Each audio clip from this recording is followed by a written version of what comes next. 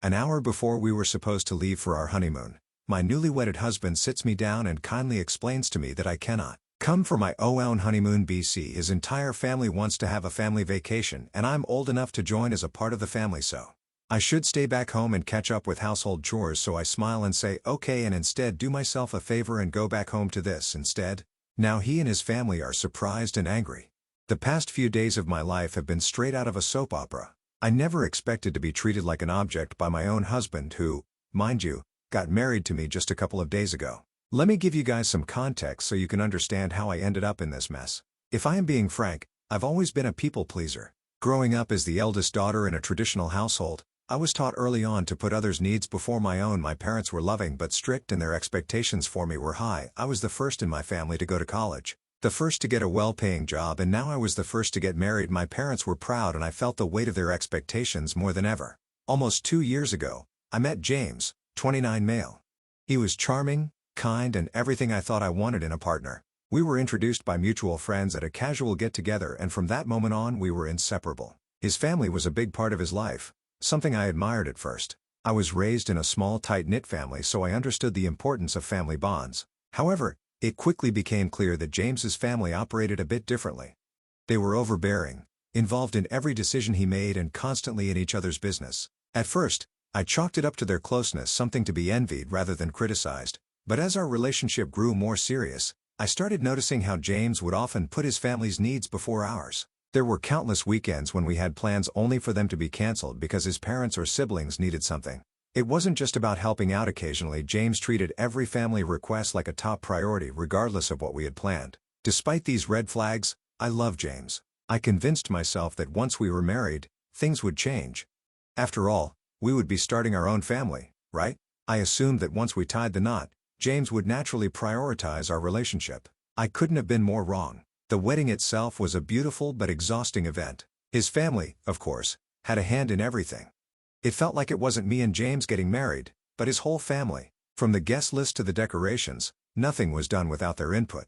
I had imagined my wedding day would be a celebration of our love, but instead, it felt like a show orchestrated by his family. I should have called off the wedding then, but I was too in love and too naive to see the truth. Even though I was frustrated, I kept my feelings to myself, determined not to let anything ruin our special day. I told myself that things would get better after we were married, that James and I would have our own life separate from his family's influence. After the wedding, I was excited about our honeymoon. It was supposed to be our time to unwind, relax, and enjoy each other's company without any interruptions. We had planned to spend 2 weeks in Bali, a dream destination for both of us. It was a compromise. I wanted to go to Europe, but James insisted on somewhere his family had been before and could recommend. I reluctantly agreed, thinking it would still be romantic and beautiful. I had envisioned lazy days on the beach exploring temples and romantic dinners under the stars. Little did I know, my honeymoon would turn out to be nothing like I imagined. The day after our wedding, we were scheduled to leave for the airport in the late afternoon. James had been acting a bit off since the night before, but I attributed it to the post-wedding exhaustion. As I was finishing packing, he asked if we could talk. I remember thinking it was a bit odd, but I brushed it off and agreed. We sat down in the living room and that's when he dropped the bombshell. He told me that his family had decided to turn our honeymoon into a family vacation. His parents, siblings, and even a few cousins would be joining us. But the real kicker was that they didn't think I should come along. According to James, I was now a part of the family, and as the newest member it was expected that I stayed behind to take care of the household chores while they enjoyed the trip. I looked at James, searching for any sign that he realized how absurd and hurtful this was, but he seemed entirely oblivious. He even smiled slightly, saying that this was a great opportunity for me to bond with his family and show them how dedicated I was to becoming a part of their unit. He assured me that we could always plan another trip in the future, but for now, this was what his family wanted and expected. At that moment something inside me snapped. I realized that this wasn't just about the honeymoon, it was about the pattern of disregard and control that had been present throughout our relationship. If I accepted this, I would be setting the precedent for a lifetime of being sidelined and disrespected by both my husband and his family. But instead of reacting with the anger and hurt I felt bubbling inside, I took a deep breath and forced a smile. I told James that I understood and that if this was what he and his family wanted, I would respect their wishes. He seemed relieved by my response, thanking me for being so understanding and promising that he would make it up to me. As James busied himself with packing for his new family trip, I excused myself and went into the bedroom. I closed the door behind me and allowed myself a moment to process everything. Tears welled up in my eyes, but I refused to let them fall. I knew I had to take control of the situation and make a decision that honored my own needs and self-respect. I thought about where I could go and what I could do to reclaim this time for myself. Then it hit me. My parents owned a beautiful vacation home in Hawaii. They had initially offered it to us for our honeymoon, but James had insisted on Bali, saying it was more exotic and adventurous. Now it seemed like the perfect place for me to escape, reflect and enjoy some much-needed peace and solitude. Without wasting any time, I booked a last-minute flight to Maui scheduled to depart that evening. I quickly packed my bags and decided to get away without telling James and his family. Before leaving, I wrote a brief note to James explaining that since he would be enjoying Bali with his family, I had my own chores to take care of. I wished him a pleasant trip and told him we could talk when we both returned. I left a note on the kitchen counter, grabbed my luggage and headed to the airport without looking back. I felt a mix of emotions swirling inside me: anger, sadness, betrayal, but also a profound sense of liberation. For the first time in a long while, I was putting myself first and making a choice that honored my own happiness and well-being. I arrived at my parents' vacation home late at night, greeted by the soothing sound of waves crashing against the shore and the gentle rustling of palm trees in the breeze. The house was cozy and inviting with large windows that offered breathtaking views of the ocean. I settled in quickly, feeling a sense of comfort and belonging that had been missing for a while. Over the next 2 weeks I tried my best to forget the fact that I had just gotten married and my husband wasn't around. I treated myself to spa days, indulged in delicious local cuisine and even took up surfing lessons, a lifelong dream of mine. I also used this time for deep reflection. I thought about my relationship with James, how we had started and how we had ended up in this situation. I realized that I had been so eager to fit into his world and please his family that I had lost sight of my own needs and desires. I had ignored warning signs and compromised on my boundaries, all in the name of love and acceptance. This realization was both painful and empowering. And so I came to a decision: I deserved better than to be treated as an afterthought in my own marriage. I deserved a partner who respected me, valued my feelings, and was willing to prioritize our relationship. I knew then that if James couldn't understand and respect that, I would be better off without him. As my time in Hawaii came to an end, I felt rejuvenated and at peace with my decision. I packed my bags and prepared to return home, ready to confront the situation head-on and stand up for myself. When I landed back home, I turned on my phone to find almost hundreds of messages and missed calls from James and his family. They weren't concerned about my well-being but downright angry for not doing the job they had given me. James had left multiple voicemails, his tone growing increasingly frustrated with each one. His family members had also reached out, some expressing confusion over my absence, while others outright accused me of being selfish and immature. James's mother had sent a particularly scathing message calling me ungrateful and accusing me of disrespecting their family traditions. She went on about how I had missed the crucial opportunity to prove my worth as a daughter-in-law and how disappointed they all were in me. My sister-in-law did the same. Her text was something with the effect of that I was a disappointment to her family. There were certain rules and traditions in her family, and I was just being disrespectful. She made several comments about my family and how we were ill-mannered people with poor habits. Reading these messages, I was angry more than ever. How could they make such comments about me when they had interrupted my honeymoon? I could take their insults, but making comments about my family was something I could not bear. I was also struck by a sense of clarity. Their reactions only reinforced my belief that I had made the right decision by standing up for myself. I have told my parents to stay out of contact with James and his family for the time being. I haven't told them yet about the whole thing because I didn't want to trouble them. As of now, I'm staying with a friend trying to figure out my next steps. James continues to insist that I apologize and come back home. He says we can work things out if I just learn to prioritize family, but after everything that's happened, I'm not sure I want to. So, Reddit, Ida for going on my own vacation instead of staying home to do chores while my husband went on a family trip during our honeymoon? Update 1. Hi guys, it's been a few days since I posted and I'm overwhelmed by the support and advice from everyone. I've read every comment and it's given me a lot to think about after my initial post. James called me again, and this time sounding more desperate. He said that his family was pressuring him to resolve the situation, and that they were willing to forgive me if I apologized. The sheer audacity of that statement nearly made me drop my phone. They would forgive me? For what exactly? For not bending to their outrageous demands? For choosing my own happiness for once? I told James that I needed more time to think and hung up before I said something I might regret. I've been staying with my friend who has been an absolute rock through all of this. She's been reminding me daily that I deserve to be treated with respect and that I shouldn't have to prove my worth to anyone, least of all to a family that sees me as a servant. We spent hours talking through everything and she's been a constant source of support, helping me see things more clearly. After my conversation with James, I reached out to my parents. They were shocked when they heard what happened. My mom, who had been so excited for the wedding, was devastated that this was how things were unfolding so soon after. My dad was livid. They've offered their full support, even suggesting that I move back home for a while to clear my head. And the thought is tempting, especially considering the barrage of messages I've been getting from James and his family. James has been flooding me with texts and voicemails, each one more infuriating than the last. At first, he tried to play the guilt card, reminding me of the vows we took, asking if I really wanted to throw everything away over a misunderstanding. When that didn't work, he switched tactics, telling me, somewhat calmly, that if I just came back his family would definitely forgive me and let it all go. It's like he's completely lost sight of what this whole situation is about. I want to scream at him that I don't need his or their forgiveness. In fact, it should be the other way around. I'm especially enraged with my mother-in-law and sister-in-law because they've taken their harassment to a new level. They've been terrorizing my mom and dad, demanding to know where I am. They created such a scene at my parents' place the other day that the neighbors got involved. My poor mom was beside herself trying to stay composed while dealing with their vile accusations. They actually had the nerve to imply that my parents were complicit in ruining their family's reputation. The entire neighborhood was buzzing with gossip by the end of it. All of this has made me question what I've gotten myself into. Is this how my life is going to be from now on? Running around, doing chores and groveling for the approval of James's ungrateful and appalling family?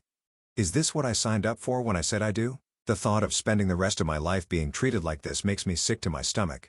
After that incident, I knew I couldn't keep silent any longer. I called James and told him in no uncertain terms that if he thinks for a second that I'm apologizing to any of his family members, he is beyond wrong. After what they did to me and my family, they are the ones who should be begging me for forgiveness. I was seething as I spoke and I could tell he was taken aback by my tongue.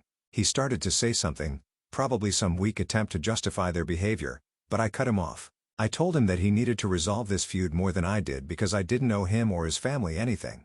But he would lose me the second he sided with them. I hung up before he could respond, my hands trembling with a mix of anger and adrenaline. I couldn't listen to his idiotic excuses anymore. Every time he tries to explain things, it only makes me realize how little he understands or maybe cares about my perspective. How could he expect me to stay in a situation where my feelings and needs are constantly dismissed? Since that call, I've been taking some time to really think about my next steps. I'm leaning more and more towards not going back to James. The more I reflect on our relationship, the more I see how one-sided it's been. I've always been the one to compromise, to bend over backward, to make things work, but this time I'm done.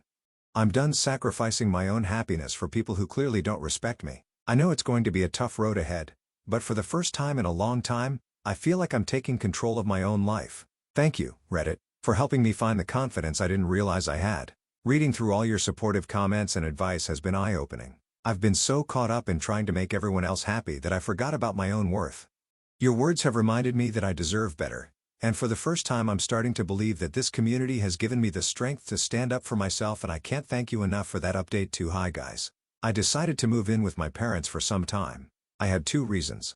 One was that I felt like I had stayed at my friend's place long enough even though she insisted that I should stay longer. I didn't want to overstay my welcome, and I also didn't want to impose on her any more than I already had. The second reason was that I didn't want my parents to be alone the next time James's family decided to trouble them. Hopefully there won't be a next time, but by now I've learned that there's no predicting what they might do. Moving back home felt oddly comforting, like I was reclaiming a part of myself that I'd lost in the chaos of the last few weeks. My parents were relieved to have me there, and I could see how worried they'd been. It was nice to be surrounded by people who genuinely cared about my well-being without any ulterior motives.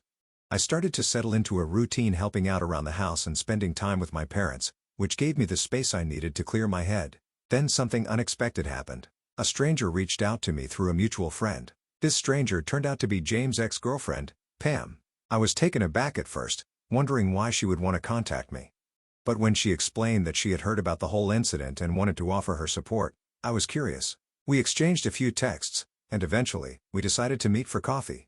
Meeting Pam was like looking into a mirror. She had a very similar story to mine, and as we talked, I realized just how eerily alike our experiences were.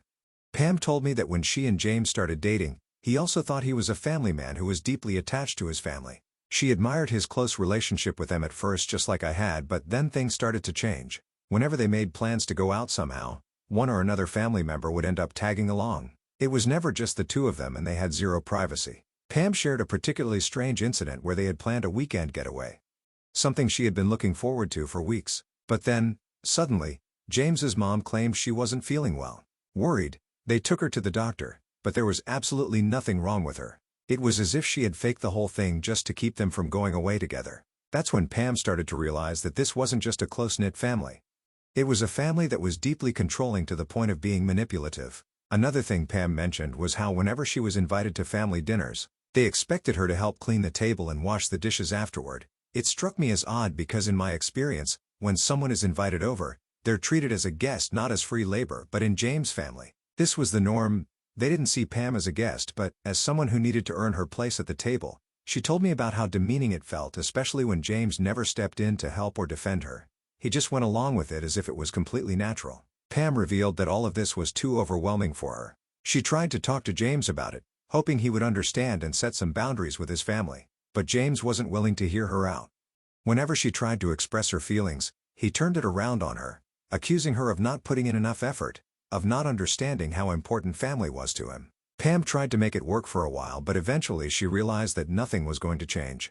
James was too enmeshed in his family's dynamics to ever truly prioritize his relationship with her. As I listened to Pam, I felt a deep sense of validation. Everything she described echoed what I had been going through. It was like James had a pattern pulling women into his life only to suffocate them under the weight of his family's expectations.